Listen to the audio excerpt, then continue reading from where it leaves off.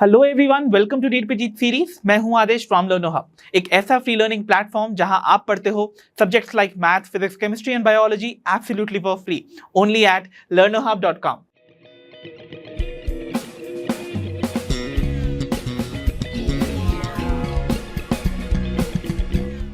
तो बच्चों, हमारा आज का सेशन हमारे चैप्टर बायोडायवर्सिटी एंड कंजर्वेशन का ही कंटिन्यूएशन सेशन है, जहां पर हम चैप्टर के रिमेनिंग कॉन्सेप्ट्स को क्लियर करके और अपने चैप्टर को करेंगे finish. So without wasting much of your precious time, let's get started.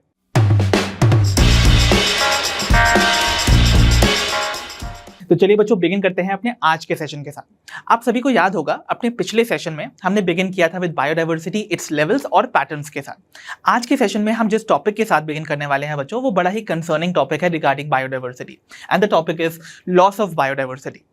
तो बच्चों, बायोडायवर्सिटी जो अर्थ की बायोलॉजिकल वेल्थ है, जो different variety and variability of life forms आपको अर्थ पे देखने को मिलती है ना, वो समय के साथ धीरे धीरे डिक्लाइन करती जा रही है। इस बात की भले ही कोई श्योरिटी ना हो कि अर्थ की इस स्पीशीज ट्रेजरी में नई नई स्पीशीज ऐड हो रही हैं थ्रू स्पीसीएशन, इसकी कोई गारंटी नहीं है। बट यस, इस बात की श्योरिटी जरूर है कि अर्थ की इस ट्रेजरी से बहुत सारी स्पीशीज धीरे धीरे लॉस्ट होती जा रही हैं। एंड डू यू नो, इन सभी के लिए रिस्पॉन्सिबल जो एक्यूजिंग फिंगर्स हैं वो किसकी तरफ पॉइंट कर रही हैं? Yes, it is we human beings. हमारी तरफ ये फिंगर्स जो है वो उठाई जा रही हैं। द रीजन बीइंग, क्योंकि हमारी ही एक्टिविटीज, हम ह्यूमंस की activities he in different organisms के एक्सटिंक्शन का कॉज बन रही हैं, राइट? सो जो अर्थ की बायोलॉजिकल वेल्थ है वो डिक्लाइन हो रही है, and the main reason is human activities. Okay, इसी का एक एग्जाम्पल आपको यहाँ पर साइट करूं तो जब ट्रॉपिकल पैसिफिक आइलैंड्स का कॉलोनाइजेशन हुआ ह्यूमंस के द्वारा, दैट मीन्स जब ट्रॉपिकल पैसिफिक आइलैंड्स पे ह्यूमंस जाके बसने लगे, तो देखा गया वहां की जो नेटिव बर्ड स्पीशीज थी, उनमें से मोर देन 2000 स्पीशीज एक्सटिंक्ट हो गई थी।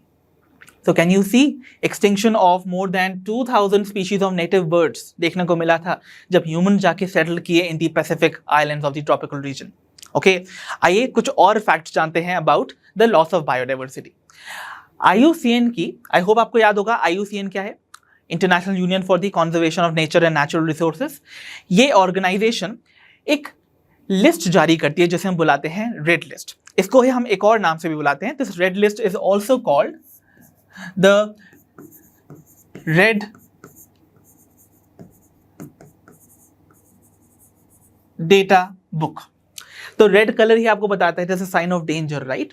तो देखो, ये बताता है, ये जो रेड डेटा बुक या फिर रेड लिस्ट है, ये एक ऐसा डॉक्यूमेंट है, ये एक ऐसी इन्वेंट्री है जो कि डिफरेंट बायोलॉजिकल स्पीशीज का कंजर्वेशन स्टेटस बताती है इन द वर्ल्ड, और उसका रिस्क ऑफ एक्सटिंक्शन कितना है इन द नियर फ्यूचर, उसके बारे में भी हमें इंफॉर्मेशन देती है। ये जो पर्टिकुलर लिस्ट है, इसमें पाए जाने वाले डिफरेंट स्पीशीज है ना, उनको कैटेगराइज किया जाता है डिफरेंट कैटेगरीज में, डिपेंडिंग अपॉन कि उनको कितना रिस्क है एक्सटिंक्शन का, और क्या वो एक्सटिंक्ट हो गए या फिर नहीं। सो बहुत सारी स्पीशीज तो एक्सटिंक्ट की कैटेगरी में आ गई हैं, क्योंकि बहुत सारी स्पीशीज पिछले कुछ सालों में एक्सटिंक्ट हो चुकी हैं फ्रॉम द अर्थ। कुछ ऐसी हैं जिनको की कंजर्व नहीं किया गया, तो वो आने वाले फ्यूचर में जाके एक्सटिंक्ट हो जाएंगी। तो ऐसी स्पीशीज को हम बुलाते हैं थ्रेटेंड स्पीशीज। और कुछ ऐसी भी स्पीशीज होती हैं बच्चों, जो भले ही जिनका नंबर आज तो नॉर्मल है, बट आने वाले समय में वो भी थ्रेटेंड हो सकती हैं with the fear of extinction. तो ऐसी स्पीशीज को हम वल्नरेबल बुलाते हैं, बिकॉज आगे जाके उनको भी खतरा है ऑफ गेटिंग एक्सटिंक्ट।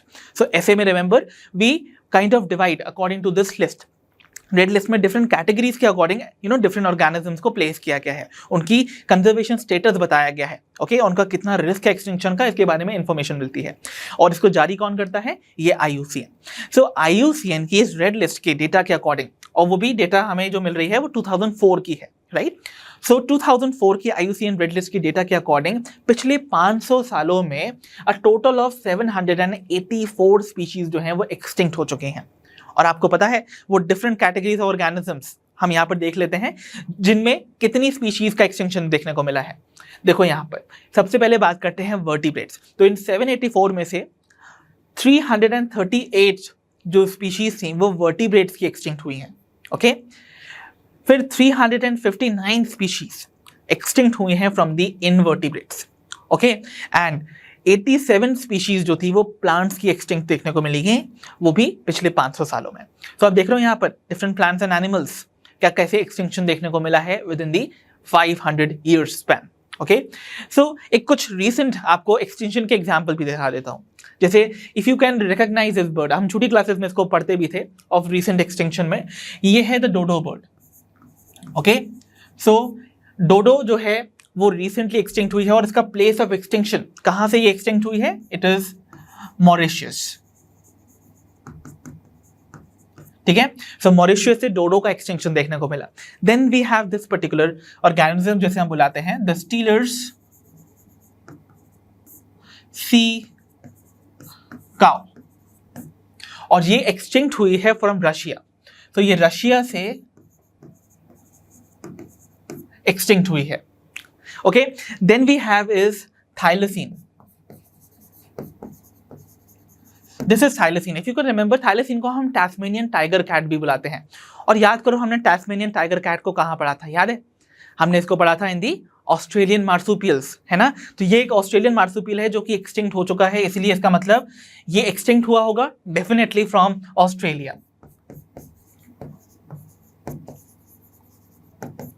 देन उसके बाद we have quagga.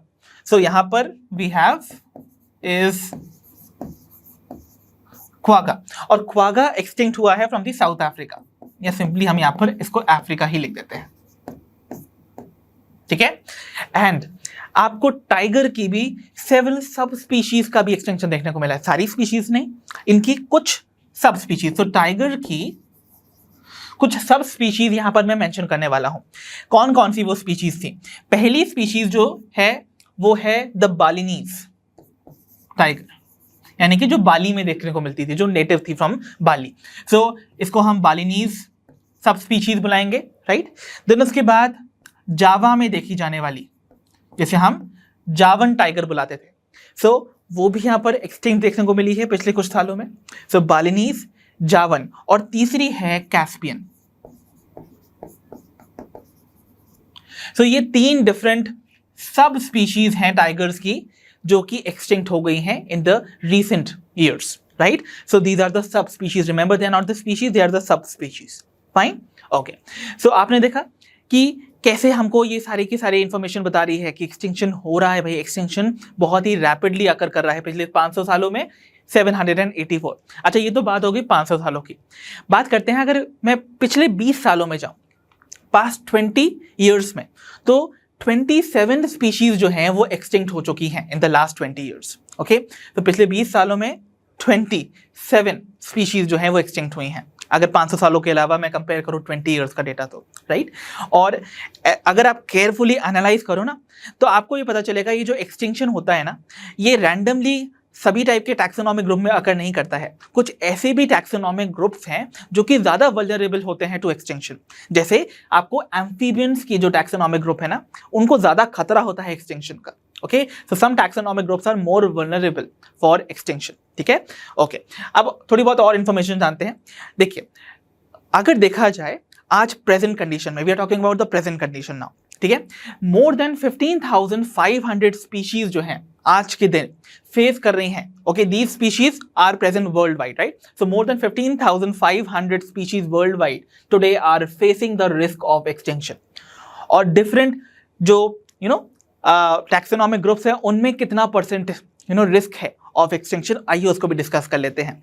So of the total जो बर्ड स्पीशीज प्रेजेंट है ऑल ओवर द वर्ल्ड, उनमें से 12% स्पीशीज को रिस्क है ऑफ एक्सटिंक्शन। ओके, उनके चांसेस हैं एक्सटिंक्ट होने के इन द नियर फ्यूचर।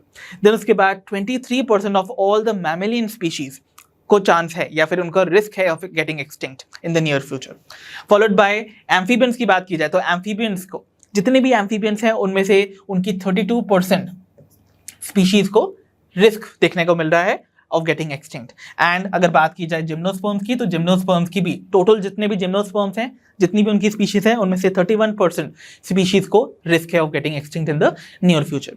तो इतने परसेंटेज आप देख रहे हो ना, जितने भी ये मैंने टैक्सोनॉमिक ग्रुप्स बनाए हैं, इनके मेजर जो परसेंटेज हैं ऑफ गेटिंग जो उनके चांसेस बताता है of getting extinct in the near future, वो आपको यहाँ मेंशन है। Fine, okay. अब अगर देखा जाए बच्चों कि आज जो हम देख रहे हैं ना बायोडाइवर्सिटी का लॉस ह्यूमन एक्टिविटी की वजह से, देखा क्या, अगर आप अर्थ की हिस्ट्री को देखोगे थ्रू फॉसिल रिकॉर्ड्स, अगर आप केयरफुली स्टडी करते हो तो आपको पता चलता है कि ह्यूमंस के अपीयरेंस से पहले भी जब लाइफ ओरिजिनेट हुई थी अर्थ की और डाइवर्सिफिकेशन ऑफ लाइफ अकर किया था, उसके लगभग 3 साल या 3 लाख साल बाद rather 3 लाख साल जो पीरियड था ना, उस बीच में देखा गया है अर्थ पे 5 मेजर मास एक्सटिंक्शंस अकर किए हैं। 5 मेजर मास एक्सटिंक्शंस बोले तो वहां पर प्रेजेंट जितनी भी ऑर्गेनिजम्स थे वो एक साथ एक्सटिंक्ट किए थे।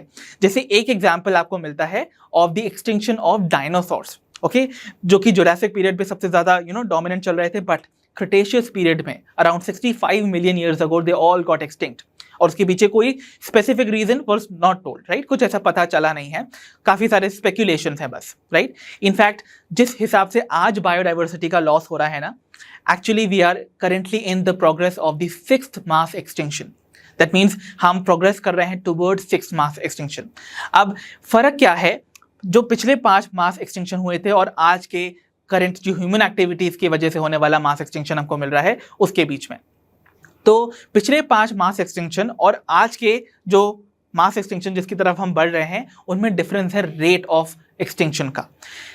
पिछले जो मास एक्सटिंक्शन हुए थे उनसे अगर मैं आज के प्रेजेंट मास एक्सटिंक्शन के रेट को कंपेयर करूं तो वो 100 से 1000 गुना ज़्यादा है। दैट मीन्स इतनी फास्ट स्पीड से हम क्या कर रहे हैं, बायोडाइवर्सिटी का लॉस कर रहे हैं, स्पीशीज को एक्सटिंक्ट कॉज करते जा रहे हैं। और इकोलॉजिस्ट का मानना है कि अगर हमने इस रेट ऑफ बायोडाइवर्सिटी लॉस को नहीं रोका तो आने वाले 100 सालों में अर्थ पे प्रेजेंट जितनी भी स्पीशीज हैं उनमें से more than half species extinct हो जाएंगी। So it is a very high warning for all of अस कि हम बायोडाइवर्सिटी के कंजर्वेशन के लिए मेजर स्टेप्स उठाना स्टार्ट करें, अदरवाइज आपको कुछ मेजर कॉन्सिक्वेंसेज देखने को मिल सकते हैं ऑफ बायोडाइवर्सिटी लॉसेस। और कौन से हैं वो कॉन्सिक्वेंसेज जो हमें फेस करने पड़ेंगे अगर बायोडाइवर्सिटी लॉस हो जाती है, उसको हम समझते हैं अपनी नेक्स्ट स्लाइड में। तो बच्चों next we have the consequences of biodiversity loss. तो सबसे पहला जो कॉन्सिक्वेंस आपको फेस करना पड़ेगा बायोडाइवर्सिटी की लॉस की वजह से would be the reduced plant production. भाई अगर प्लांट की डाइवर्सिटी इस अर्थ से कम होने लगती है बायोडाइवर्सिटी लॉसेस के चलते, तो आपको पता ही है बायोमास प्रोडक्शन कम हो जाएगा, राइट, प्रोडक्टिविटी इस इंटायर बायोस्फीयर की ही कम हो जाएगी, तो प्लांट प्रोडक्शन डेफिनेटली कम होने वाला है, okay, because of the biodiversity loss. Secondly जो रेजिस्टेंस है ना आज अगेंस्ट एनी इकोलॉजिकल पर्टर्बेशन, कोई भी एनवायरमेंटल पर्टर्बेशन या फिर डिस्टर्बेंस के अगेंस्ट, वो आने वाले समय में कम हो जाएगी अगर बायोडाइवर्सिटी लॉस ऐसे ही चलता रहा तो। So it will lead to lowered resistance to environmental perturbations और disturbances like droughts, floods, earthquakes and all, right? Thirdly, आपको increased variability देखने को मिलेगी in certain ecosystem processes। तो अर्थ की certain जो ecosystem processes होती है ना, जो उसका functional aspect फॉर्म करती हैं, उनमें बहुत सारे वेरिएशन आने लगेंगे। कौन कौन सी प्रोसेसेस में? फॉर एग्जाम्पल प्रोडक्टिविटी में, ईयर टू ईयर प्रोडक्टिविटी में चेंजेस मिलेंगे आपको। सो प्रोडक्टिविटी यहां पर अफेक्ट हो जाएगी। देन उसके बाद वाटर यूज की जो पैटर्न्स हैं वो डिफरेंट हो जाएंगे। थर्डली आपको जो डिजीज एंड पेस्ट साइकिल्स हैं उनमें वेरिएशन देखने को मिलेगा, ओके। तो यहां पर डिजीज एंड पेस्ट साइकिल्स भी यहां पर काफी हद तक वेरी करने लगेगी, वो फ्लक्चुएशन शो करने लगेंगे ईयर टू ईयर। सो इस तरीके से आप देखोगे ये सारे के सारे आपको कॉन्सिक्वेंस फेस करने पड़ेंगे अगर बायोडाइवर्सिटी का लॉस नहीं रोका गया था। तो बच्चों अब सवाल उठता है कि आखिरकार बायोडाइवर्सिटी लॉस के पीछे कौन कौन से कारण हैं, कौन कौन से वो रीजंस हैं जिनकी वजह से आज बायोडाइवर्सिटी का एक्सेलरेटेड रेट पे लॉस देखने को मिल रहा है। So we are going to be taking up the causes of biodiversity losses. Now जैसा कि मैंने बताया आज जितनी एक्सेलरेटेड रेट से बायोडाइवर्सिटी लॉस हो रहा है उन सभी के पीछे ह्यूमन एक्टिविटीज का ही मेजर रोल है, और उन ह्यूमन एक्टिविटीज को भी हम 4 कैटेगरीज में डिवाइड कर सकते हैं। So they are habitat loss and fragmentation, over exploitation of the resources, alien species invasion and the last one is coextinctions. तो ये जो 4 ह्यूमन एक्टिविटीज है ना, या फिर 4 जो मेजर रीजंस है बायोडाइवर्सिटी लॉस के, इन्हें हम एक सॉब्रिकेट से रेफर करते हैं और उस सॉब्रिकेट को बुलाते हैं the evil quadrant, okay. So sobriquet I hope आप सभी जानते होंगे, सॉब्रिकेट एक ऐसा निकनेम होता है जो कि किसी भी चीज़ को डिस्क्राइब करने के लिए दिया जाता है। जैसे बहुत सारे कॉमन एग्जांपल्स आप अपने डेली लाइफ में लेते हो कि अगर कोई हाइट में छोटा है तो उसको हम छोटू बुला देते हैं, कोई ज़्यादा सा हेल्दी सा है तो उसको हम मोटू बुलाते हैं, है ना, कोई दुबला पतला है तो उसको हम पतलू बुलाते हैं। तो ये जो सारे हम नाम देते हैं ना, वो उसकी पर्सनैलिटी को ही डिफाइन करते हैं। सिमिलरली ये जो नाम दिया गया है इन 4 रीजन्स को, वो इनको ही डिस्क्राइब कर रहा है, इनके नेचर को। इनको इविल क्वाड्रेंट बुलाया है। evil मतलब ऑब्वियसली ये नुकसानदायक होने वाले हैं, they are going to be malicious. और quartet is it is an assemblage of four, right. कभी भी कोई चीज चार होती है इसको हम क्वार्ट वर्ड का इस्तेमाल करते ही हैं, राइट। तो ये जो क्वार्टेट है, ये जो चार रीजंस हैं वो बेसिकली evil हैं, because they are evil for the biodiversity, क्योंकि ये उनका लॉस कॉज कर रहे हैं, राइट। सो अब हम यहाँ पर evil क्वार्टेट के इन चार रीजंस को एक एक करके डिटेल में समझेंगे, राइट। तो सबसे पहले we'll B beginning with the habitat loss and fragmentation के साथ। तो चलिए बच्चों बिगिन करते हैं with the habitat loss and fragmentation. Evil quartet के चारों रीजंस में से सबसे इंपॉर्टेंट अगर कोई रीजन है या कॉज है बायोडाइवर्सिटी लॉस का, जो कि ड्राइव कर रहा है प्लांट्स और एनिमल्स को towards extinction, it is this reason only, that is habitat loss and fragmentation. So it is the most important cause of biodiversity loss, ठीक है। जैसा कि नाम बता रहा है, यहाँ पर हैबिटेट का हम क्या करने वाले हैं, लॉस करने वाले हैं। दैट मीन्स क्या होगा, यहाँ पर किसी भी स्पीशीज का जो उसकी रहने की जगह थी, जो उसका हैबिटेट था, वही हम मिटा दे रहे हैं, फाइन। या फिर फ्रैगमेंटेशन कर रहे हैं। फ्रैगमेंटेशन बोले तो एक बड़े से हैबिटेट को ही हम छोटे छोटे फ्रैगमेंट्स में डिवाइड कर देंगे, जिसकी वजह से वो कैसे करेंगे, by creating some barriers, right. उस वजह से ऐसे एनिमल जिनको कि लार्ज एरिया चाहिए होता है, लार्ज टेरिटरी चाहिए होती है टू रूल एंड सर्वाइव, वो धीरे धीरे एक्सटिंक्ट होने लगते हैं। फॉर एग्जाम्पल अगर लायन का एग्जाम्पल ले लो, तो लायंस जो होते हैं या फिर जो बिग कैट्स होती हैं, उनको लार्जर टेरिटरीज चाहिए होती हैं टू सर्वाइव, राइट, क्योंकि वो रूल करके उन पर सर्वाइव करती हैं। सो उनके डिफरेंट डिफरेंट रीजन्स होते हैं, राइट। तो ऐसे में वो छोटे से हैबिटेट में कन्फाइंड रह के नहीं रह सकते और वो धीरे धीरे एक्सटिंक्ट हो जाएंगे। सो फ्रैगमेंटेशन में क्या होने वाला है कि हम ब्रेक डाउन करने वाले हैं लार्ज हैबिटेट का into small fragments, right. So इस तरीके से ये रीजंस बन जाते हैं for the extinction of various species. जैसे और हैबिटेट लॉस एंड फ्रैगमेंटेशन का ना बेस्ट एग्जांपल आपको मिलता है usually from the tropical rain forest, and one such major tropical rain forest is the Amazon rain forest of the South America. So आपको एक बात अगर मैं बताऊं अमेज़न रेन फॉरेस्ट से रिलेटेड, अमेज़न रेन फॉरेस्ट कभी अर्थ का 14% of the total land area cover करता था, आज ये 6% या उससे भी कम बचा है। इतनी फास्ट इसमें बायोडाइवर्सिटी लॉस हो रहा है, राइट। वहाँ पर इतने ज़्यादा पेड़ काटे जा रहे हैं। यू नो वाई इनके यहाँ के पेड़ काटे क्यों जा रहे हैं, जस्ट फॉर सोयाबीन कल्टिवेशन या फिर लाइफ स्टॉक रेयरिंग के लिए, जैसे कैटल बीफ की रेयरिंग के लिए, रेज करने के लिए वहाँ पर इसको लैंड को क्लियर किया जा रहा है। These are the reason, these are the mere petty reasons जिनकी वजह से इनको क्लियर किया जा रहा है। एंड यू नो ये जो अमेज़न रेन फॉरेस्ट है, यहाँ पर मिलियंस ऑफ स्पीशीज मिलती हैं आपको, ओके। एंड इसको हम लंग्स ऑफ द अर्थ भी कहते हैं, बिकॉज 20% ऑफ द अर्थ की जो ऑक्सीजन है वो यही फॉरेस्ट कंट्रीब्यूट करते थे। बट हम सिर्फ अपने रीजंस की वजह से, अपने पेटी इकोनॉमिक बेनिफिट्स के पीछे इनका लॉस कर रहे हैं। सो हम क्या कर रहे हैं, इनको अगर फॉरेस्ट को ही कट करते जाएंगे तो जितने भी प्लांट्स एंड एनिमल्स की स्पीशीज वहाँ पर रहती थी, उनका हैबिटेट ही तो मिटा दिया हमने। अगर वो हम मिटाते जाएंगे तो स्पीशीज धीरे धीरे गायब होने लगती हैं, राइट। सो उनका सर्वाइवल जो है वो रिस्क पे आ जाता है, धीरे धीरे वो एक्सटिंक्ट हो जाएंगे finally. So habitat loss and fragmentation is one of the very very important reason जिनकी वजह से बायोडाइवर्सिटी लॉस आकर कर रहा है, राइट। अब हम बढ़ते हैं toward the second reason now. तो बच्चों बढ़ते हैं toward the second reason for the biodiversity loss, and that is over exploitation for economic gain. आप सभी जानते हो बच्चों, ह्यूमंस हमेशा से नेचर पे डिपेंडेंट रहे हैं for food and shelter. But जब भी किसी भी चीज की नीड ग्रीड में कन्वर्ट हो जाती है, यानी कि किसी भी चीज की जरूरत जब लालच में बदल जाती है, तब ओवर एक्सप्लॉयटेशन होने लगता है नेचुरल रिसोर्सेज का, राइट। और इसी ओवर एक्सप्लॉयटेशन के चलते हमने देखा है पिछले 500 सालों में कितनी ही प्लांट्स और एनिमल की स्पीशीज एक्सटिंक्ट हुई हैं। एग्जाम्पल के तौर पे आपके सामने यहाँ पर जैसे स्टीलर्स सी काउ है, राइट। तो यहाँ पर we have is Steller's sea cow from Russia, ये एक्सटिंक्ट हुई थी because of over exploitation only. Then we have is the passenger pigeon. So ये है आपके पास पैसेंजर पिजन।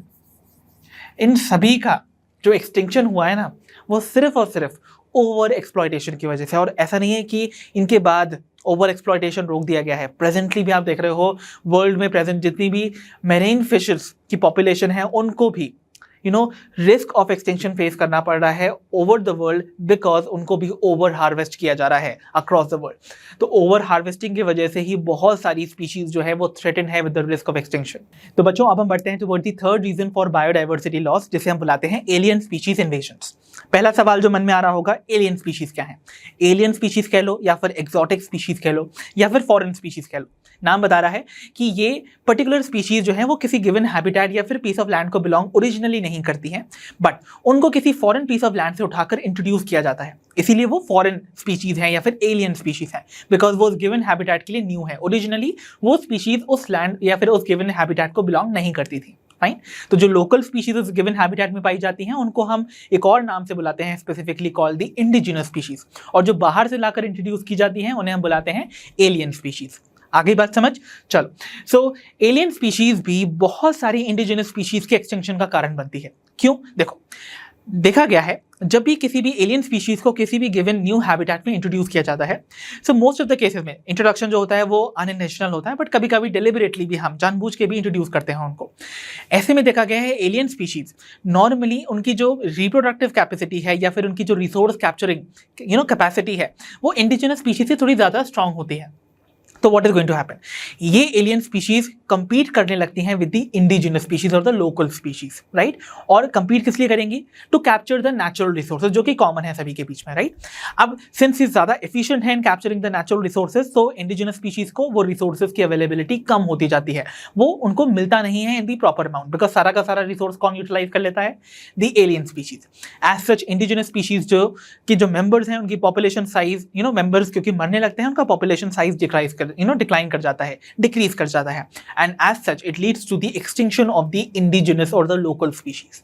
तो इस तरीके से एलियन स्पीशीज जो है वो डिक्लाइन और एक्सटिंक्शन कॉज करती हैं इंडिजिनस स्पीशीज का। आइए इसको समझते हैं with the help of a very common example जो कि हमको देखने को मिला था in the East African lake which is called the lake Victoria. So ये आपको अफ्रीकन कॉन्टिनेंट दिखाया जा रहा है बच्चों, जिसका कि ईस्टर्न पोर्शन, देखो ये ईस्टर्न जो पोर्शन है ना, इसको यहाँ पर एनलार्ज करके दिखाया गया है। अब इस ईस्ट अफ्रीका में आपको एक लेक मिलती है जिसका नाम है लेक विक्टोरिया, ठीक है? सो ये लेक विक्टोरिया है। नाउ इस लेक विक्टोरिया में इंट्रोडक्शन किया गया था कुछ टाइम पहले एक फिश का जिसका नाम था नाइल पर्च। सो इसका नाम है द नाइल पर्च फिश। इस फिश का इंट्रोडक्शन जब इस लेक विक्टोरिया में किया गया था, जो कि ये एक एलियन स्पीशीज है, ओके? ये इस लेक विक्टोरिया को ओरिजिनली बिलोंग नहीं करती थी, इसको लाया गया यहाँ पर। जब इंट्रोडक्शन हुआ नाइल पर्च का तो देखा गया इस लेक विक्टोरिया में पाई जाने वाली इंडिजिनस फिश स्पीशीज, जिनको हम किकलेट फिश बुलाते हैं, उनकी मोर देन 200 स्पीशीज एक्सटिंक्ट हो गई थी, बिकॉज उनको कंपटीशन फेस करने को मिला because of this superior exotic और the alien species which is the Nile perch, right? So introduction of the Nile perch into the Lake Victoria of East Africa led to extinction of more than 200 species of the cichlids fish. So remember Nile perch एक example है of the alien species invasion, जिसकी वजह से एक local biodiversity का extinction देखने को मिला है, उसका लॉस देखने को मिला है। फाइन, चलिए अनदर एग्जाम्पल जो हमको अभी देखने को मिलता है that is the illegal introduction of African catfish, जिसका नाम है क्लैरियस गैरिपेनस। तो क्लैरियस गैरिपेनस जो कि एक अफ्रीकन कैटफिश है, इसको हमारी रिवर्स में इंट्रोड्यूस किया गया है for aquaculture purpose. But what has happened is ये स्पीशीज जो है वो ज्यादा सुपीरियर होने की वजह से हमारे indigenous species of the catfishes के साथ कॉम्पीट कर रही है और उसको पोज कर रही है a threat in the near future for extinction, ठीक है? तो this is going to be another example जहां पर एक एलियन स्पीशीज जो है वो एक इंडिजिनस स्पीशीज के स्प्रेड को, उसकी डिस्ट्रीब्यूशन को रेस्ट्रिक्ट करने की कोशिश कर रही है by competing with itself, okay? Then उसके बाद एग्जाम्पल अनदर वन जो कि आपको बहुत कॉमनली मिलते हैं of the invasive weed species, ऐसे प्लांट जो कि अनवांटेड हैं बट वो अपनी हाई रिप्रोडक्टिव कैपेसिटी के चलते बहुत ज़्यादा स्प्रेड कर जाते हैं और न्यूट्रिएंट्स को डिप्लीट करते रहते हैं फ्रॉम द सॉइल, जिसकी वजह से ये अनवांटेड प्लांट तो फूलते फलते रहते हैं, इनके पास तो खूब फ्लावर्स आते हैं, ये सारी की सारी नेचुरल रिसोर्सेज का यूटिलाइजेशन अच्छे से कर पाते हैं, वाइल जो इंपॉर्टेंट क्रॉप प्लांट्स हैं ये उनकी ग्रोथ को स्टंटेड कर देते हैं, राइट? उनकी ग्रोथ को प्रॉपर्ली होने नहीं देते। एग्जाम्पल के तौर पे one very common example of the weed is parthenium hysterophorus which is called the carrot grass, right? तो कैरेट ग्रास, गाजर घास हमने पढ़ा था इसके बारे में चैप्टर 1 में ही itself, right? Then we have another invasive plant species which is called lantana camara. So lantana camara, जिसको कि हिंदी में हल्दी कुमकुम का पेड़ बुलाते हैं, इसके फ्लावर्स जो है ना ऐसे बंच में आते हैं, येलो, ऑरेंज, रेड कलर्स में, इसीलिए इसको हल्दी कुमकुम का प्लांट बुलाते हैं। और ये इंट्रोड्यूस इसलिए किया गया था because of its beautiful flowers, but it turned out to be an invasive weed, और ये बहुत ही स्पीड से फैलता है। देन उसके बाद वी हैव इकॉर्निया क्रासिपिस, जिसको कि हम वाटर हाइसिंथ बुलाते हैं, जलकुंभी, और इसको पानी में, इसको इंट्रोड्यूस इंडिया में भी किया गया था in the Bengal region because of its beautiful flowers and leaves. But the thing was, ये जो प्लांट है it turn out to be an invasive species. ये वहाँ की वाटर बॉडीज में क्या कर रहा था, सारी ऑक्सीजन को यूटिलाइज कर ले रहा था। तो सारी ऑक्सीजन अगर यही कैप्चर कर लेगा तो जितनी भी वहाँ के फ्लोरा एंड फौना थे, जो बेसिकली फिशेस होती हैं, वो वहाँ की मर गई। और इसकी वजह से क्या हुआ, वहाँ की, क्योंकि बंगाल रीजन में फिशेस का एक इंपॉर्टेंट रोल है इन दी इकोनॉमी, तो एज सच वहाँ के लोगों को काफ़ी नुकसान झेलने को मिला था। इसीलिए इसको हम टेरर ऑफ बंगाल भी बुलाते हैं, राइट? सो इस तरीके से आपने देखा, एक एलियन स्पीशीज जब इंट्रोड्यूस होती है नए हैबिटेट में, तो वो थ्रेट करती है और पोज करती है एक थ्रेट को, जो कि एक इंडिजिनस स्पीशीज को एक्सटिंक्शन की तरफ ले जा सकता है। तो इसीलिए alien species invasion is one of the very very important causes for the biodiversity loss. तो बच्चों, हम अपने इविल क्वाड्रेंट के फोर्थ रीजन या कॉज फॉर बायोडाइवर्सिटी लॉस को बिगिन करने जा रहे हैं, जिसका नाम है को एक्सटिंक्शन। जैसा कि नाम बता रहा है, को एक्सटिंक्शन, बोले तो को मीन्स टुगेदर, राइट?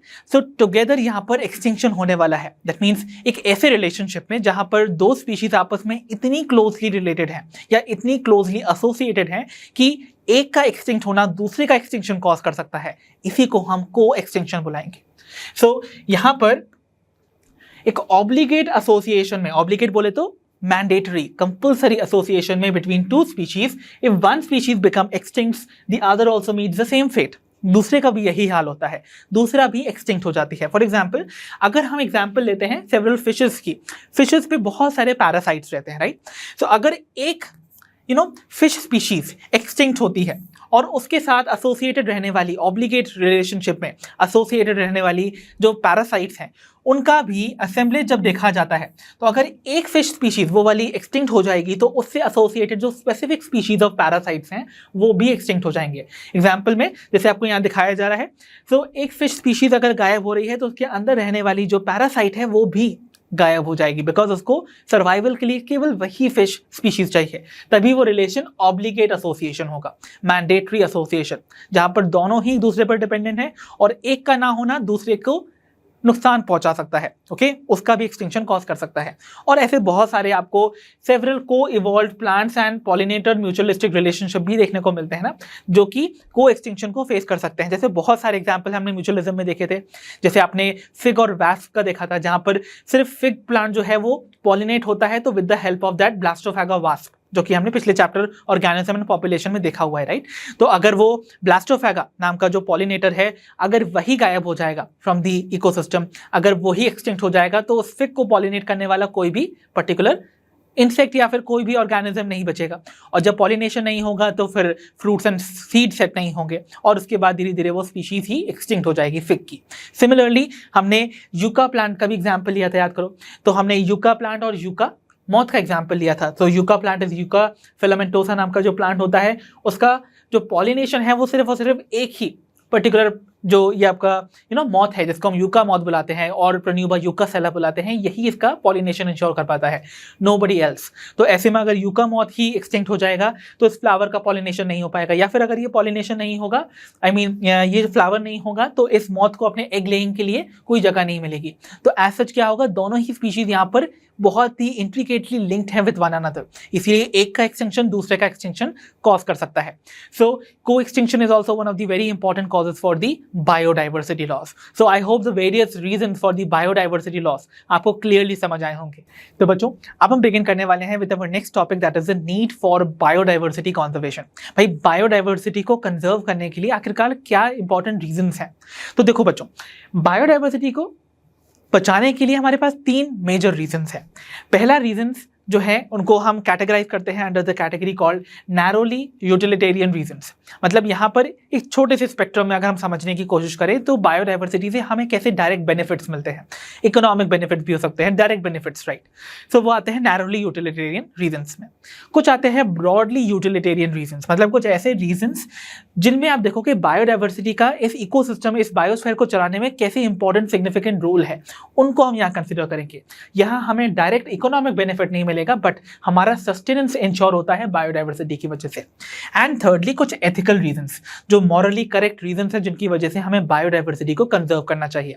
इन तीनों ही टाइप के रीजंस को हम एक एक करके अब डिटेल में बिगिन करते हैं। सबसे पहले बिगिन करते हैं with the narrowly utilitarian reasons के साथ। तो बच्चों, beginning with the narrowly utilitarian reasons for biodiversity conservation. So जैसा कि मैंने बताया, इस पर्टिकुलर हेडिंग में आने वाले जो भी रीजंस होंगे बायोडाइवर्सिटी कंजर्वेशन के, वो डायरेक्ट इकोनॉमिक बेनिफिट से रिलेटेड होंगे जो कि ह्यूमंस को मिलते हैं from the nature. So humans को बहुत सारे, even countless direct economic benefits होते हैं नेचर से। मतलब ऐसे बहुत सारे फायदे मिलते हैं ह्यूमंस को जिससे वो इकोनॉमिक बेनिफिट्स यानी कि कुछ मॉनेटरी गेन्स कमा सकते हैं फ्रॉम द नेचर इटसेल्फ। जैसे कि एग्जांपल भी है, we have the derivation of food from the nature.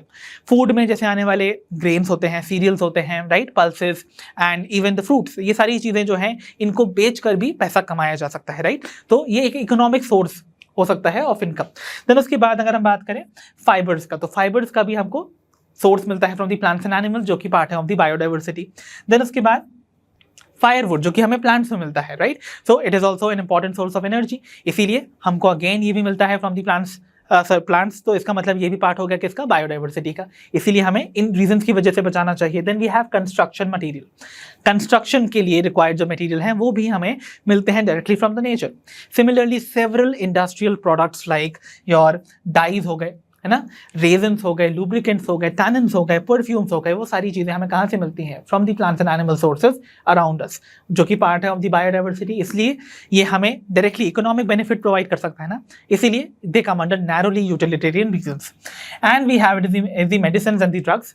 तो मेडिसिन ड्रग्स का डेरिवेशन प्लांट से मेजरली मिलता है, एनिमल से भी मिलता है। In fact if I tell you 25% of the total drugs जो आज के टाइम पे करेंटली मार्केटेड हैं ऑल ओवर द वर्ल्ड, उनका सोर्स प्लांट्स हैं। 25,000 से ज़्यादा ऐसे प्लांट्स हैं जो कि मेडिसिनली यूज़ किए जाते हैं बाय द ट्रेडिशनल पीपल और the native people across the world in the traditional medicine, okay. और न जाने कितने ऐसे मेडिसिनली इंपॉर्टेंट प्लांट्स हैं जो कि आज भी डिस्कवर होना बाकी हैं in the tropical rain forest, okay. और ऐसी कंट्रीज जिनके पास जो बायोडाइवर्सिटी में काफ़ी रिच है, वो उन सारी चीज़ों की वजह से, उन डाइवर्स स्पीशीज़ की वजह से कितने इकोनॉमिक बेनिफिट्स कमा सकती हैं। सो वो सभी के सभी आते हैं under narrowly utilitarian reasons for the conservation of biodiversity. I hope आपको नैरोली यूटिलिटेरियन रीजन समझ में आ गए होंगे। अब हम बढ़ते हैं towards the broadly utilitarian reason for the biodiversity conservation. तो बच्चों, ब्रॉडली यूटिलिटेरियन रीजंस में आने वाले आपको कुछ ऐसे रीजंस मिलेंगे जहां पर बायोडाइवर्सिटी इटसेल्फ ही कुछ ऐसे रोल प्ले करती है, major roles in the ecosystem services, जिनका की कोई प्राइस टैग नहीं लगाया जा सकता। That means they are precious, उनकी कोई कीमत नहीं है, राइट। जैसे एग्जाम्पल के तौर पे ऑक्सीजन एवोल्यूशन, ऑक्सीजन जो कि हम सभी के लिए इतनी इंपॉर्टेंट है सर्वाइवल के लिए, ये हमको फ्री में मिलती है in the nature by the plants. अगर प्लांट्स इसके लिए चार्ज करने लगे तो सोचो कितना चार्ज होगा, राइट। अगर आपको इस ऑक्सीजन रिलीज की सर्विस की कीमत जाननी है तो पास के किसी भी हॉस्पिटल में जाके एक ऑक्सीजन सिलेंडर की कॉस्ट पता कीजिए, आपको पता चल जाएगा नेचर जो हमें फ्री में प्रोवाइड कर रहा है वो कितना ज़्यादा प्रेशियस है, ओके। देन उसके बाद अनदर इंपॉर्टेंट इकोलॉजिकल सर्विस जिसमें बायोडाइवर्सिटी रोल प्ले करती है, दैट इज पॉलिनेशन। भाई पॉलिनेशन एक ऐसी प्रोसेस है जिसके बिना आप जानते हो ये लाइफ आगे बढ़ नहीं सकती, बिकॉज प्लांट्स इंटीग्रल पार्ट है इस इकोसिस्टम का, और प्लांट्स की कंटिन्यूटी को मेंटेन करने के लिए एक प्रोसेस पॉलिनेशन बहुत इंपॉर्टेंट है, क्योंकि पॉलिनेशन ही फ्रूट और सीड का सेट होना इंश्योर करते हैं। सो पॉलिनेशन अगर नहीं होगा बाय वेरियस पॉलिनेटर्स और द इंसेक्ट्स, जो भी बर्ड्स एंड इंसेक्ट्स होते हैं पॉलिनेशन में हेल्प करते हैं, जैसे बीज हो गए, है ना, बम्बल बीज हो गए, बीटल्स हो गए, अगर ये नहीं होंगे तो सोचो कोई भी सीड का फॉर्मेशन नहीं हो पाएगा। सीड नहीं होगा तो प्लांट स्पीशीज जो है धीरे धीरे एक्सटिंक्ट हो जाएंगी और वर्ल्ड कोलैप्स कर जाएगा, राइट। बिकॉज हम सभी प्लांट्स के ऊपर डायरेक्टली और इनडायरेक्टली डिपेंडेंट है ही। सो पॉलिनेशन के लिए भी अगर हम अगेन इसके लिए भी एस्टिमेट लगाने जाएंगे तो इसकी कीमत सोचो कितनी हो सकती है। And then we have some aesthetic values, जैसे कि नेचर में हमें कुछ ऐसी चीज़ें मिलती हैं जो कि हमारा एंटरटेनमेंट खुद कर देती हैं, राइट। सो अगर आप नॉर्मली बोर होते हो तो आप किसी पार्क जाओगे, राइट, आप देखते हो वहाँ पर आपको कुछ बर्ड सिंगिंग देखने को मिलती है, सुबह सुबह उठोगे अगर आपको किसी कोयल की आवाज़ आती है सुबह से तो आपको कितना फ्रेश फील होता है, कितना अच्छा लगता है। कभी आपका मूड अच्छा नहीं हो तो आप किसी पार्क में चले जाते हो वॉक करने के लिए, है ना, you walk down the aisle of the park, तो आपको कितना अच्छा फील होता है। It is a good feel, no, feel good moment for all of us. और इसके लिए अगर हम सोचें, अगर हमको पैसा देके यही एंटरटेनमेंट मिलने की कोशिश की जाए तो सोचो कितना पैसा हमें खर्च करना पड़ेगा। तो एज सच जो एस्थेटिक वैल्यू हमें नेचर प्रोवाइड करता है फ्री ऑफ कॉस्ट, जो हमारा एंटरटेनमेंट खुद ब खुद कर देता है, जैसे कि बर्ड वॉचिंग एक फेवरेट पास टाइम है amongst different people across the world. तो ये सारी चीज़ें ना ये फ्री में हमको मिल रही हैं, और इसकी अगर हम कीमत लगाने जाएं that won't be possible because they are precious, इनकी कोई कीमत नहीं है। They all are those ecological services जो कि नेचर फ्री में हमें प्रोवाइड करता है with. So they come under broadly utilitarian services or the reasons for biodiversity conservation. तो बच्चों अब हमारे सामने है the ethical reasons for biodiversity conservation. Ethical बोले तो morally correct, right? तो कुछ ऐसे reasons जो कि morally correct बनाते हैं हमारे existence को और biodiversity के conservation को। देखो बच्चों, ये जो बायोस्फीयर है इसमें सिर्फ मैन ही प्रेजेंट नहीं है। मैन इस बायोस्फीयर को न जाने कितनी अदर मिलियंस ऑफ स्पीशीज या ऑर्गेनिजम्स के साथ शेयर करता है, राइट, और ये ऑर्गेनिजम्स भी हमारे साथ, हम ह्यूमन के साथ ही समय समय पर इवॉल्व किए हैं, राइट। सो भले ही इन अदर ऑर्गेनिजम्स का हमारे लिए कोई डायरेक्ट इकोनॉमिक बेनिफिट ना हो, बट इनकी कुछ ना कुछ इंट्रिंसिक वैल्यू जरूर होती है which must be respected, and that is why ये हमारी मॉरल ड्यूटी बनती है that we should preserve such other species also, ताकि हम कुछ चीज़ें इंश्योर कर सकें। क्या क्या? पहली चीज़, हम ये इंश्योर कर सकें कि आज जो हमारे पास लेगेसी है of the biological wealth of the different variety of species जो हमारे साथ प्रेजेंट है अर्थ पे, उसको हम पास ऑन कर सकें to our next generation. So to pass the rich biological legacy to the next generation or the future generation, इसके लिए हमें बायोडाइवर्सिटी का कंजर्वेशन करना चाहिए morally. Secondly, to maintain the balance between all ecological processes and the life supporting system. तो life supporting system और ecological जो हमारी processes हैं उनको सभी को maintain करने के लिए भी हमको conserve करना चाहिए बायोडाइवर्सिटी को, और ये सभी आते हैं under the ethical reasons to conserve biodiversity. So I hope आपको various reasons for the conservation of biodiversity clearly समझ आ गए होंगे। तो बच्चों चलिए बिगिन करते हैं with the next topic which is the conservation of biodiversity. So बच्चों अपने प्लैनेट पे हो रहे इस बायोडाइवर्सिटी लॉस को प्रिवेंट करने के लिए दो स्ट्रैटेजीज मेजरली अप्लाई की जाती हैं। कौन कौन सी हैं वो स्ट्रैटेजीज, आइए देखते हैं। The very first is in situ conservation strategy and the other one is the ex situ conservation strategies. So क्या होती हैं ये दोनों स्ट्रैटेजीज में, क्या डिफरेंस है, इसको एक एक करके समझते हैं। सबसे पहले बिगिन कर लेते हैं with the in situ conservation strategies. So in situ conservation strategies, देखो नाम ही बता रहा है, इन सिटू बोले तो ऑन साइट। सो यहां पर हम किसी भी ऑर्गेनिज्म का जो कि पार्ट है बायोडाइवर्सिटी का, उसका कंजर्वेशन करेंगे उसी की साइट पर जहां पर वो नेचुरली पाया जाता है। मतलब एक फ्लोरा या फौना का प्रोटेक्शन या कंजर्वेशन किया जाएगा उसी के नेचुरल हैबिटेट में। और उनका कंजर्वेशन होगा कैसे? By protecting their entire ecosystem, क्योंकि उनका इकोसिस्टम अगर बचा रहेगा ना, जिसका कि उसका हैबिटेट पार्ट है, सो हैबिटेट भी बचा रहेगा। इकोसिस्टम अगर स्टेबल है, वो बचा हुआ है, तो उसका पार्ट जो हैबिटेट है वो भी बचा रहेगा, और इस हैबिटेट में पाए जाने वाले फ्लोरा एंड फौना भी वहां पर प्रिजर्व्ड रहेंगे या कंजर्व्ड रहेंगे। Fine. So it involves the conservation of bio resources in their natural habitat. Bio resources बोले तो बायो वेल्थ, हमारी वही फ्लोरा एंड फौना जो कि बायोडाइवर्सिटी का हिस्सा है। सो इन सभी का प्रोटेक्शन होने वाला है, और वो भी कैसे होने वाला है? Through the protection of the entire ecosystem. ठीक है, चलो अब देखते हैं कौन कौन से वो मेथड्स हैं जो कि इन सिटू कंजर्वेशन स्ट्रैटेजीज में आते हैं। सबसे पहले हमारे पास है the biodiversity hotspots. So creation of biodiversity hotspot, ये सब क्या हैं ये मैं आपको एक एक करके बताऊंगा। सो बायोडाइवर्सिटी हॉटस्पॉट पहला पार्ट है या पहला मेथड है जो कि इस स्ट्रैटेजी में आता है। देन आता है क्रिएशन ऑफ नेशनल पार्क्स, फिर आते हैं वाइल्ड लाइफ सैंक्चुरीज, फिर आते हैं biosphere reserves, and the last one is the sacred groves. तो देखो बच्चों, सबसे पहले तो इन पांचों नाम को आपको याद रखना है। तो ये जो 5 नाम मैंने लिखे हुए हैं आपके यहाँ से स्टार्ट हो रहा है फ्रॉम बायोडाइवर्सिटी हॉटस्पॉट, फिर national park, wild life sanctuaries, biosphere reserves and the sacred groves. ये इंपॉर्टेंट इसलिए हैं बिकॉज क्वेश्चन कैसे आते हैं एग्जामिनेशन में, व्हाट हैपेंस इज वो आपको सिंपली लिख देंगे कि इनमें से कौन सा एक इन सिटू कंजर्वेशन स्ट्रैटेजी का पार्ट नहीं है। तो 3 ऑप्शन आपके इन सिटू कंजर्वेशन के होंगे और एक एक्स सिटू का होगा, तो आपको नाम पता होना चाहिए कि वो किस स्ट्रैटेजी में आता है। राइट। तो ये नाम आपको सबसे पहले तो याद रखने हैं, और जब हम एक एक करके इनको डिटेल में स्टडी भी करेंगे ना, तो वह आपको क्लियरली इंडिकेशन मिलता जाएगा कि कैसे इनका प्रोटेक्शन जो है वो इन सिटू का पार्ट ही है। ओके, तो चलो एक एक करके बिगिन कर लेते हैं। सबसे पहले with the biodiversity hotspots. Now biodiversity hotspots हैं क्या? देखो, ये वर्ल्ड के कुछ ऐसे रीजन्स हैं बच्चों जहां पर आपको बहुत ही हाई स्पीशीज रिचनेस मिलती है। मतलब यहाँ पर स्पीशीज डाइवर्सिटी बहुत ज़्यादा है, बहुत वैरायटी ऑफ स्पीशीज, यानी कि मिलियंस ऑफ स्पीशीज यहाँ पर हार्बर करती हैं उन रीजन्स में। ओके, और ऐसी स्पीशीज पाई जाती हैं जो कि वर्ल्ड में कहीं और नहीं पाई जाएंगी। मतलब उन स्पीशीज को हम क्या बुलाते हैं, याद करो किसी को अगर पहले से पता हो तो, उसे हम बुलाते हैं दी एंडेमिक स्पीशीज। एंडेमिक बोले तो वो स्पीशीज जो कि वर्ल्ड के किसी एक हिस्से में पाई जाती हैं और कहीं नहीं, राइट। तो यहाँ पर आपको बहुत हाई डिग्री ऑफ एंडेमिज्म भी देखने को मिलता है। दैट मीन्स ऐसी स्पीशीज का प्रेजेंट होना जो कि वर्ल्ड में कहीं और नहीं है। सो क्या क्या है बायोडाइवर्सिटी हॉटस्पॉट को, कैसे हम दो फीचर से कैरेक्टराइज करेंगे। पहली चीज, यहाँ पर बहुत सारी स्पीशीज मिलती हैं, दैट मीन्स यहाँ पर बहुत ज्यादा स्पीशीज रिचनेस है। सेकेंडली, जो स्पीशीज यहाँ पाई जाती हैं वो वर्ल्ड में कहीं और नहीं पाई जाती हैं, मतलब यहाँ पर बहुत हाई डिग्री ऑफ एंडेमिज्म है।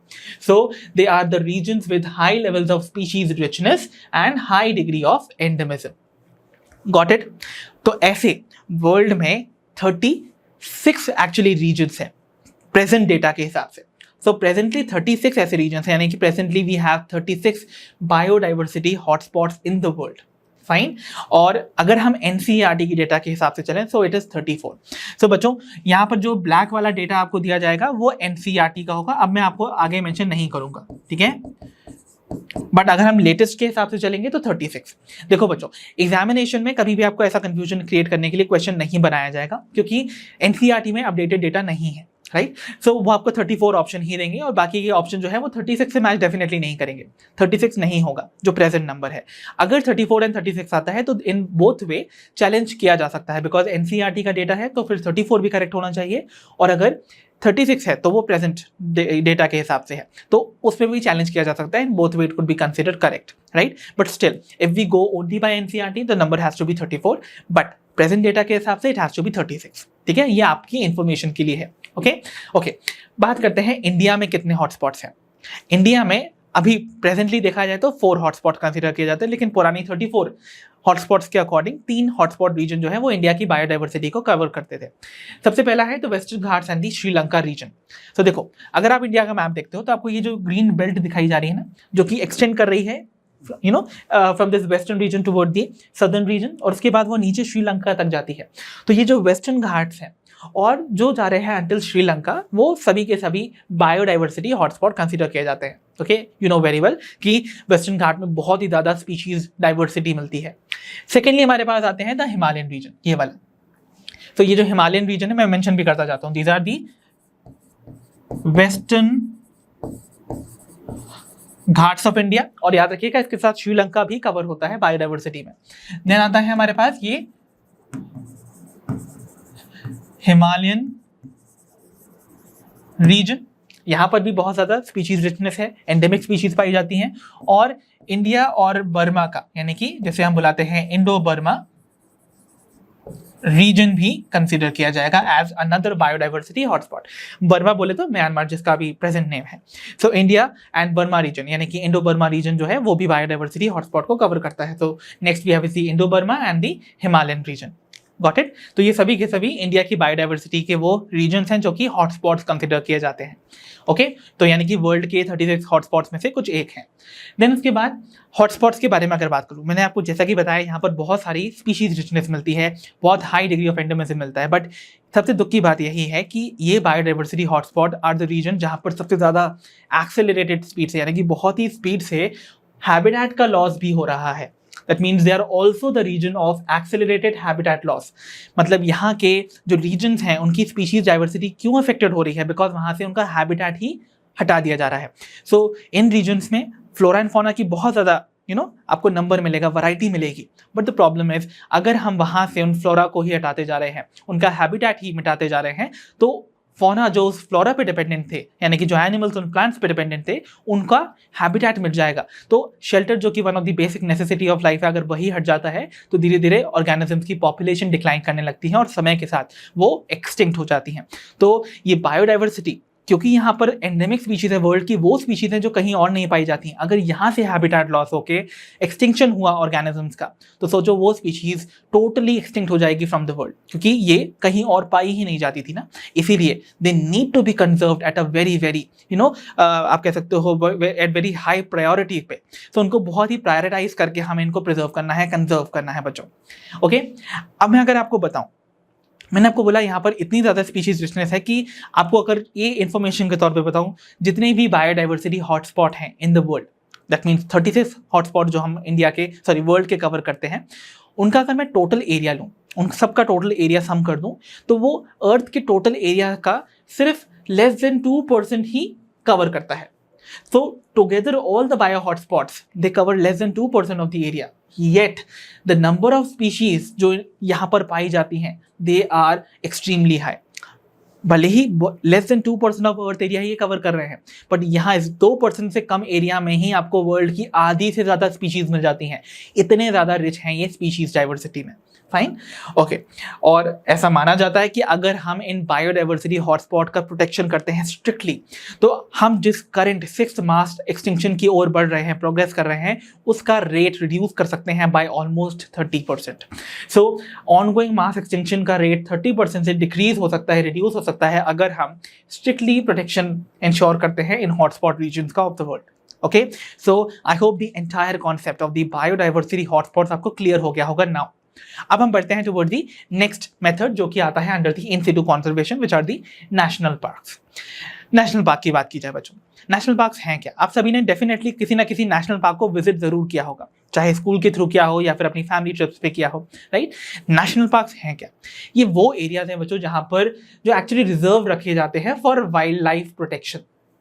यहाँ पर एंटायरली वाइल्ड लाइफ का प्रोटेक्शन होगा। बोले तो यहाँ पर प्लांट्स एंड एनिमल दोनों का प्रोटेक्शन किया जाता है, और यहाँ पर कुछ एक्टिविटीज स्ट्रिक्टली नॉट अलाउड हैं। कौन कौन सी? यहाँ पर forestry is not permitted, grazing is not permitted. Forestry में यहाँ पर जो collection of certain forest products है ना, वो अलाउड नहीं है, ग्रेजिंग भी अलाउड नहीं है एनिमल्स का, और cultivation of the agricultural products भी अलाउड नहीं है। ठीक है, so they are not permitted at all. Even यहाँ पर कोई भी प्राइवेट ओनरशिप राइट्स भी अलाउड नहीं होते हैं। सो यहाँ पर कोई प्राइवेट ओनरशिप राइट्स अलाउड नहीं होंगे।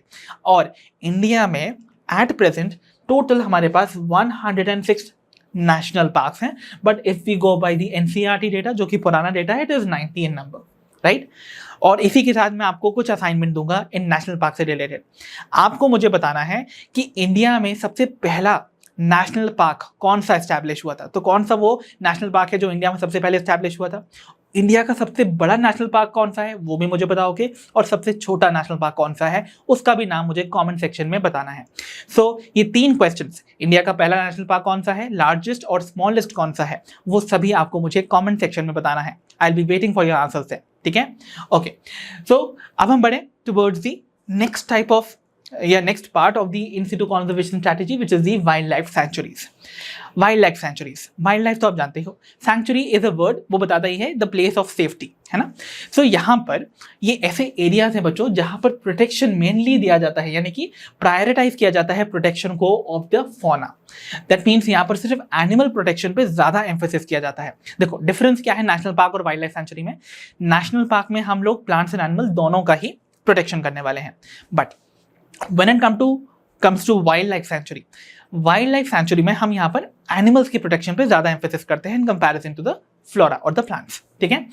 यहाँ पर अनलाइक दी नेशनल पार्क्स कुछ एक्टिविटीज, ह्यूमन एक्टिविटीज अलाउड है। फॉर एग्जाम्पल यहाँ पर फॉरेस्ट्री में आने वाले जैसे harvesting of timber wood allowed है, टिम्बर वुड हम यहाँ पर हार्वेस्ट कर सकते हैं, कुछ माइनर फॉरेस्ट प्रोडक्ट्स भी यहाँ पर कलेक्ट किए जा सकते हैं, as long as it is not hampering the fauna of that region. तो वहाँ पर उनके जो फौना प्रेजेंट है उनको किसी तरह से हैम्पर नहीं करना चाहिए ये एक्टिविटीज, तभी तक ये अलाउड है। अदरवाइज अगर वो अफेक्ट करने लगेंगी तो ये एक्टिविटीज भी परमिट नहीं होंगी। Okay, so total number of wildlife centuries India में प्रेजेंटली हैं 573, राइट? सो अगर ये हमारी प्रेजेंट डेटा है तो एनसीईआरटी की डेटा के हिसाब से इट इज 448। सो इस तरीके से we have the total number of wildlife sanctuaries in India to be at 573। Okay, बढ़ते हैं अपने नेक्स्ट टाइप के इन सिटू कंजर्वेशन स्ट्रैटेजी के पार्ट से, which is the biosphere reserves. अब बायोस्फीयर रिजर्व्स क्या है? देखो, बायोस्फीयर रिजर्व्स कुछ ऐसे मल्टीपर्पज एरिया हैं जहां पर ह्यूमंस का भी कुछ इंटीग्रल रोल होता है उनके सिस्टम में। सो ये एक्चुअली बायोस्फीयर रिजर्व का जो कंस्ट्रक्शन है वो यूनेस्को के एक प्रोग्राम जिसका नाम था मैन एंड बायोस्फीयर प्रोग्राम के तहत ही बनाए गए हैं। सो बायोस्फीयर रिजर्व जो है वो ऐसे मल्टीपर्पज प्रोटेक्टेड एरियाज हैं जहां पर मैन भी उसका इंटीग्रल कंपोनेंट होता है उस सिस्टम का ही।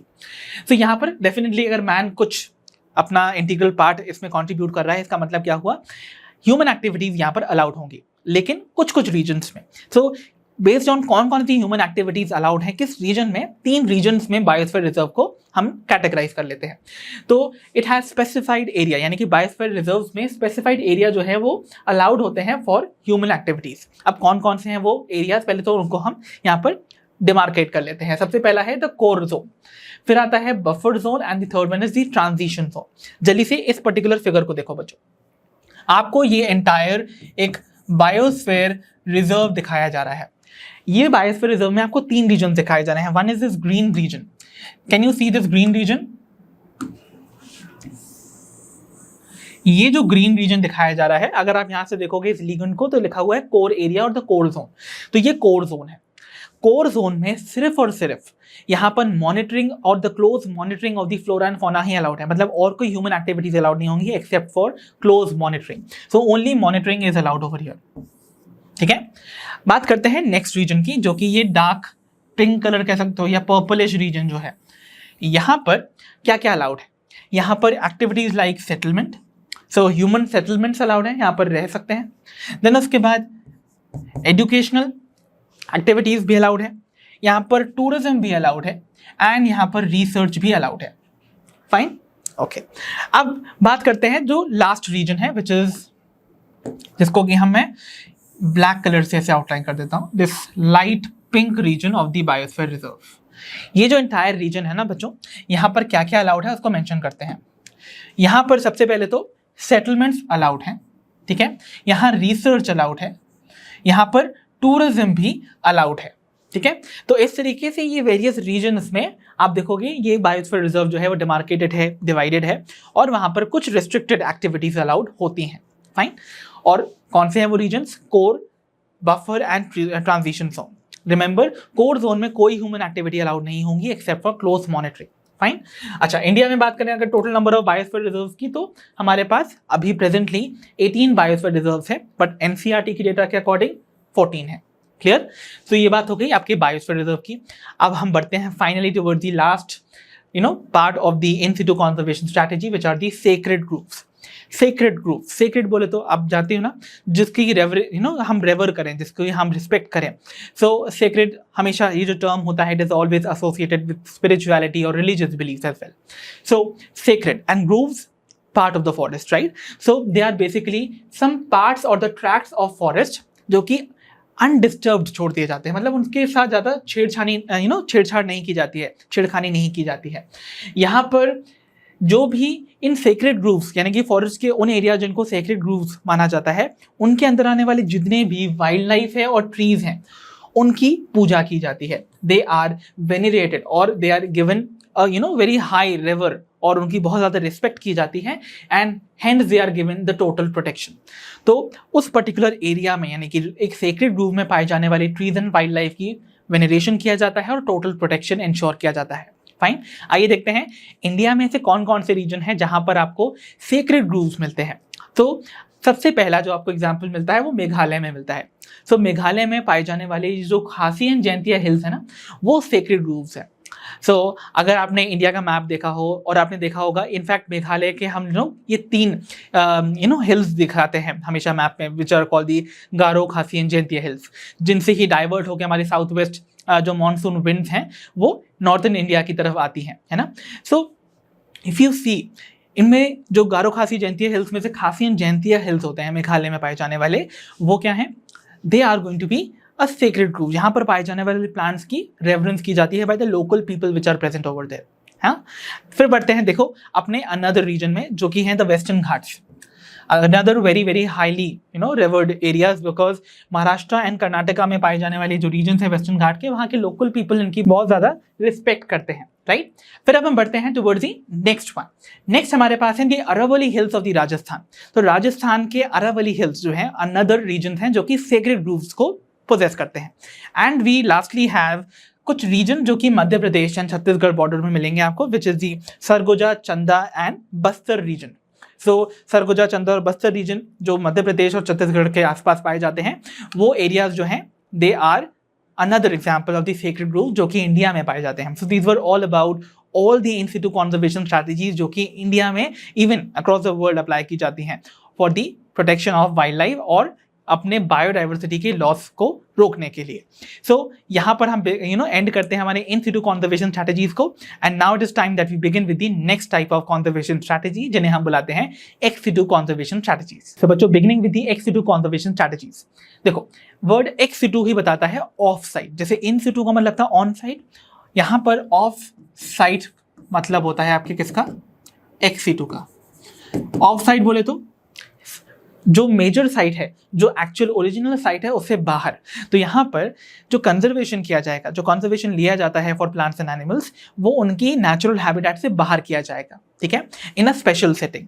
सो it involve the transfer of the threatened animal and plants, यानी कि जिन प्लांट्स एंड एनिमल को थ्रेट है in the near future of the risk of extinction कह सकते हो आप, वो ट्रांसफर किए जाते हैं फ्रॉम देयर नेचुरल हैबिटेट, मतलब उनको उनके नेचुरल हैबिटेट से निकाल के एक स्पेशल सेटिंग में, एक स्पेशल एरिया में प्लेस किया जाता है और वहाँ पर उनकी प्रोटेक्शन और स्पेशल केयर की जाती है, ठीक है। तो ये है एक्स सिटू कॉन्जर्वेशन स्ट्रैटेजी का प्रिंसिपल। अब देखते हैं कौन कौन से वो मेथड्स हैं जो एक्स सिटू कॉन्जर्वेशन स्ट्रैटेजी का पार्ट माने जाते हैं। तो सबसे पहले again we have is the zoological parks.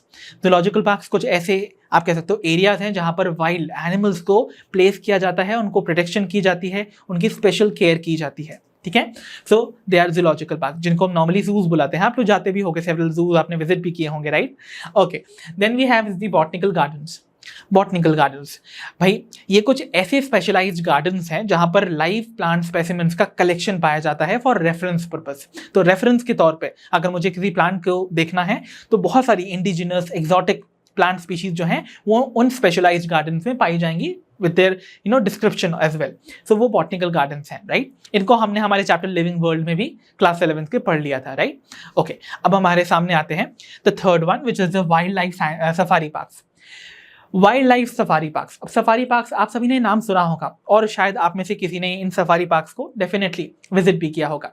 Safari parks कुछ आप कह सकते हो कि ऐसे एरियाज है जहां पर जो विजिटर्स हैं वो व्हीकल्स में किसी भी फ्रीली रोमिंग एनिमल को ऑब्जर्व कर सकते हैं।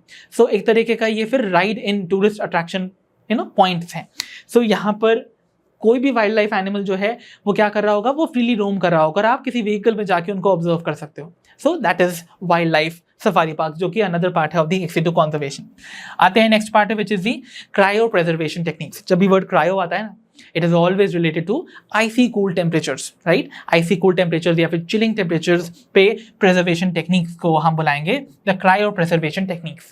अब ये जो icy cool temperature है ये place किया जाएगा by placing the germ plasm. यहाँ पर एक्चुअली प्रिजर्वेशन किया जाता है किसी भी ऑर्गेनिज्म के जर्म प्लाज्म का, और वो भी at a icy cool temperature of -196 degree Celsius, जो कि किसका होगा, लिक्विड नाइट्रोजन का। तो लिक्विड नाइट्रोजन के -196 डिग्री सेल्सियस पे हम germ plasm of an organism जिसको कि थ्रेट है ऑफ एक्सटिंक्शन, उसको यहाँ पर प्रिजर्व करते हैं, ठीक है। This temperature is because liquid nitrogen का ये बॉइलिंग पॉइंट है, राइट। तो इस टेम्परेचर पे ये क्या रहता है, लिक्विड टेम्परेचर पे ही रहेगा, आई मीन लिक्विड स्टेट में ही रहेगा, राइट। एग्जैक्ट अगर टेम्परेचर की बात बताऊं तो टेम्परेचर है -195.8 degree Celsius, but round of करके इट कम्स टू -196, ओके। फिर आते हैं कुछ micro propagation techniques. So micro propagation techniques या फिर जैसे हम लोग टिश्यू कल्चर टेक्निक बुलाते हैं, ये वो टेक्निक्स हैं जिनमें हम किसी भी प्लांट जिसका कि नियर फ्यूचर में एक्सटिंक्शन हो सकता है उसकी ज़्यादा नंबर ऑफ इंडिविजुअल्स बना सकते हैं, क्योंकि अगर वो एक ही प्लांट बचा है और इसके बाद उसका कोई इंडिविजुअल और सराउंडिंग में प्रेजेंट ही नहीं है, पूरे वर्ल्ड में कहीं प्रेजेंट नहीं है, तो उसके हम छोटे छोटे पार्ट से, प्लांट पार्ट से ही मल्टीपल कॉपीज बना सकते हैं उसी प्लांट की और उसका नंबर रिस्टोर कर सकते हैं। So the other one is micro propagation technique. तो टिश्यू कल्चर टेक्निक में यही किया जाता है, किसी भी प्लांट पार्ट जो कि वेजिटेटिव पार्ट है उसकी ही मदद से हम क्लोन्स बनाते हैं। क्लोन्स मीन्स जेनेटिकली और मॉर्फोलॉजिकली आइडेंटिकल कॉपीज बनाते हैं किसी भी ऑर्गेनिज्म की। तो यहाँ पर प्लांट्स की लिए हम इसको अप्लाई करके और प्लांट्स को एक्सटिंक्ट होने से बचा सकते हैं। सो ये सभी के सभी जो मेथड्स मैंने आपको बताए ये आते हैं अंडर दी एक्स सिटू कॉन्जर्वेशन स्ट्रैटेजीज। आई होप आपको ये सारी की सारी conservation strategies regarding the biodiversity conservation clearly समझ आई होंगी। तो बच्चों, बायोडाइवर्सिटी का जो कॉन्जर्वेशन है वो हम सबकी कलेक्टिव रिस्पॉन्सिबिलिटी है, बिकॉज बायोडाइवर्सिटी कोई भी पॉलिटिकल बाउंड्रीज नहीं जानती है। इसीलिए अब हम डिस्कस करने वाले हैं कुछ ऐसे इंटरनेशनल एफर्ट्स जो कि लिए गए हैं to protect our biodiversity from getting lost. So international efforts for biodiversity conservation को हम टेकअप करने वाले हैं। तो जैसा कि मैंने आपको बताया, कंजर्वेशन ऑफ बायोडाइवर्सिटी क्या है, is a collective responsibility of all the Nations in the world. तो कुछ ऐसे एफर्ट्स जो कि लिए गए थे, जैसे कि एक एग्जांपल मैं आपको देने वाला हूं of the earth summit. The earth summit, जिसे हम the convention on biological diversity भी बुलाते हैं, ये हेल्ड हुआ था in the city Rio de Janeiro में, जो कि ब्राजील का एक सिटी है, राइट। सो रियो डी जेनेरो 1992 में ये कन्वेंशन अकर हुआ था, जिसे हम अर्थ समिट के नाम से भी बुलाएंगे। Okay, it was the convention on biological diversity. इस वाले कन्वेंशन में बहुत सारे नेशंस को बुलाया गया था to take appropriate measures for two things. Firstly, biodiversity के कॉन्जर्वेशन के लिए अप्रोप्रिएट मेजर्स लेने के लिए नेशंस को डायरेक्ट किया गया था। सेकेंडली, बोला गया था कि जो भी बेनिफिट्स हैं हमारे बायोडाइवर्सिटी के, उनका सस्टेनेबल यूटिलाइजेशन होना चाहिए, यानी कि टिकाऊ तरीके से इस्तेमाल होना चाहिए। ऐसा ना हो कि आप उनको एग्जॉस्ट कर लो, उनका इस्तेमाल जुडिशियसली करना चाहिए। ऐसा नहीं होना चाहिए कि आपने उसको इतना ज़्यादा एक्सप्लॉइट किया कि आपकी फ्यूचर जनरेशंस के लिए वो अवेलेबल ही ना हो रिसोर्स। ठीक है, तो this was the agenda of this Earth Summit or the Convention on Biological Diversity. Another ही एक follow up जो इवेंट हुआ था, जैसे हम बुलाते हैं the world summit on sustainable development. Okay, जैसे सस्टेनेबल डेवलपमेंट बोले तो टिकाऊ विकास जिसे कहते हैं, राइट। सो ये आकर किया था इन जोहान्सबर्ग, साउथ अफ्रीका में, और ये after a period of 10 years, यानी कि अर्थ समिट के लगभग 10 साल बाद, यानी कि 2002 में आकर किया था।